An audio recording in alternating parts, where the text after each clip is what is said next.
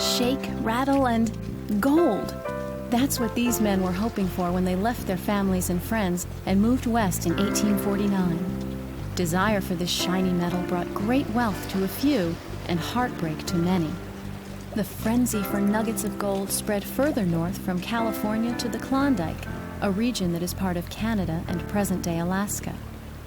This great rush to pan for gold and strike it rich was called the Gold Rush.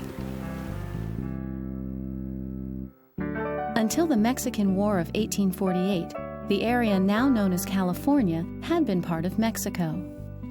In 1848, James Marshall was building a sawmill on the American River in the Sacramento Valley. He noticed a chunk of something yellow glimmering in the river. It was gold. This small nugget set off a craze and a migration westward that the country had never experienced before. The increase in population helped California officially become the 31st U.S. state in 1850. They were called prospectors, gold miners, or 49ers, short for the year most of them arrived, 1849. Their journeys had been long and difficult, but the promise of gold drove them to sacrifice their homes, friends, and even their families. 80,000 prospectors settled in California in 1849. Finding the gold was hard work. The streams flowing down from the Sierra Nevada range carried bits of gold. The heavy particles and nuggets settled at the bottom of the river. Miners would fill their pans with dirt from the river and shake and swirl them underwater until gold settled at the pan's bottom and the lighter dirt washed away. Most of the 49ers never struck it rich in California. Instead, they lived in poverty. After a few years, they discovered less and less gold, and many of them returned home. Some, though, decided to stay in California and farm the land.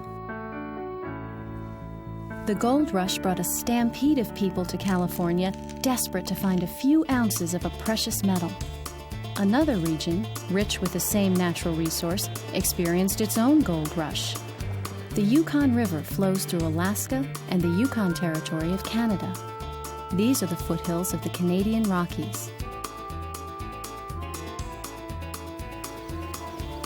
Here, 47 years later, in 1896, gold was discovered in the cold river waters in an area called the Klondike. This started another craze for gold, Klondike fever. Near the Arctic Circle, the severe 7-month winters of the Klondike took the lives of many prospectors. But the promise of gold was enough to drive thousands of people to this remote area despite the risks. By the time many of them arrived, most of the areas of the river had already been claimed. For those who stayed, survival in the Klondike was a daily challenge. December 20th, 1897. I come every night so tired I can hardly stand straight.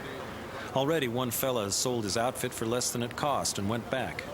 I expect that a good many more will do so, but I'm going to stick to it. As in California, very few prospectors struck it rich in the Klondike. But the gold rush caused Alaska's population to nearly double in 10 years. In the years since, 2 other natural resources have brought people to Alaska: oil and timber. Alaskan fishers are the industry leaders in the United States. They harvest crabs, salmon, and many other types of fish.